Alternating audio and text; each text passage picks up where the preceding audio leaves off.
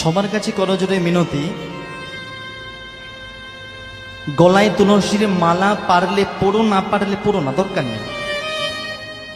গুরুর কাছে দীক্ষা নিতে ইচ্ছে হলে নিও, তাও দরকার নেই। ভগবানকে সেবা দিতে ইচ্ছা হলে দিও, না ইচ্ছা হলে দিও না, ভগবান অপরাধ নেবে না। কিন্তু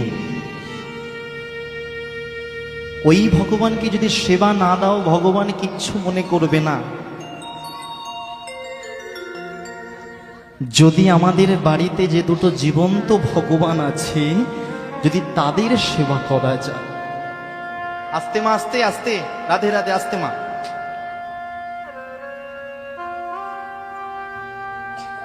জীবনে কিছু না করো, বাবা মাকে অবশ্যই দেখো। সবার কাছে করজোড়ে মিনতি, একটু মন প্রাণ দিয়ে কথাটা শোনো, কোনো আজে বাজে কথা নয় এটা। কারণ বর্তমান সময়ে অনেক বাড়িতে আছে বড় করে ঠাকুর ঘর করা, পাথর দিয়ে ঠাকুরের মূর্তি আছে, কিন্তু সেই বাড়িতেই সেই বাবা মা জায়গা পায়নি। সেই বাবা মা রয়েছে হয়তো পাশে কোনো বৃদ্ধাশ্রমে, আর না হলে এমন একটা ঘরে রয়েছে যে ঘরে সেই বাড়ির কুকুরটাকেও থাকতে দেওয়া যায় না। আমরা বড় হই, মানুষ হই, ভুলে যাই বাবা মা যে কি জিনিস। যার জীবনে বাবা মা নেই, সার জীবন অন্ধকার।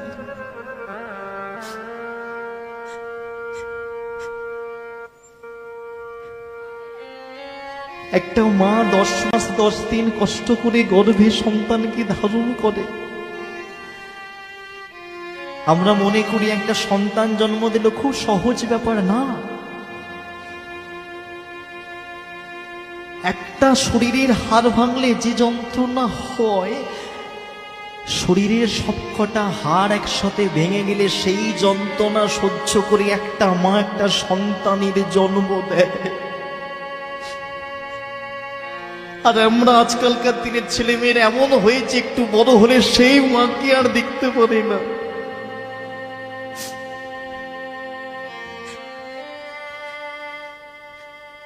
মেয়ে বাপের বাড়ি গিয়ে ভাইকে বলে আসছে, ভাই মাকে দেখিস, বাবাকে দেখিস। আর শ্বশুর বাড়ি এসে স্বামীকে বলছে, তোমার মাকে আমার বাড়িতে রাখা যাবে না। একটু শোনো মা মন দিয়ে। জীবনে যদি কোনোদিন বাবা মাকে হারিয়ে ফেলেন, একবার যদি অনুভব করেন মাথার উপরে কি সম্পদ হারিয়েছি, তাহলে বোঝা যায় যার বাবা মা নেই তাদের কেউ নেই।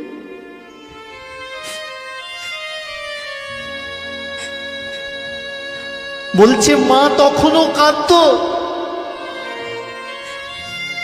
আজকেও মা কাঁদে। যখন সন্তান ছেলে ছোট ছিল তখনও মা কাঁদতো যে আমার ছেলে ভাত খায় না।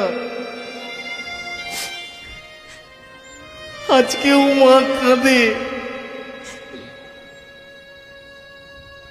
কাঁদার কারণটা আলাদা।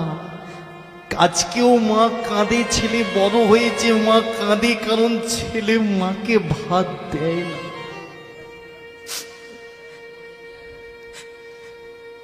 মায়ের ভালোবাসা যে কি, একটুখানি একটা ছোট্ট উদাহরণ আপনার কাছে দেব। রাত অনেক হয়েছে বুঝতে পারছি, তারপরে লীলার মধ্যে চলে যাব। একজন মা যে তার সন্তানকে কি প্রকার ভালোবাসতে পারে, একটা ছোট্ট গল্প আপনাদের বলি, একটু মন দিয়ে শুনুন, করজোড়ে সবার কাছে বিনতি মা।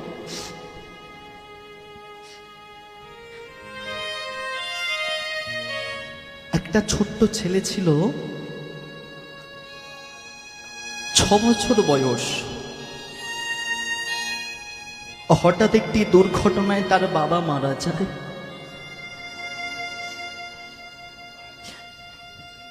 গরিবের সংসার, মায়ের তখন অল্প বয়স। মা চাইলে ছেলেকে রেখে আবার একটা বিয়ে করতে পারত, কিন্তু করেনি। কারণ সন্তানের মুখের দিকে তাকিয়ে, যদি আমি আরেকটা বিয়ে করি, সেই স্বামী যদি আমার সন্তানকে ছেলের মতো বাবার মতো স্নেহ না করে, ভয়েতে, সন্তানকে যদি হারিয়ে ফেলি সেই ভয়ে আর বিয়ে করেন। অন্যের বাড়িতে বাসন মেজে দেয়, অন্যের বাড়িতে ঝাঁট দিয়ে দেয়, যা টাকা রোজগার করে ছেলেকে বলে খোকা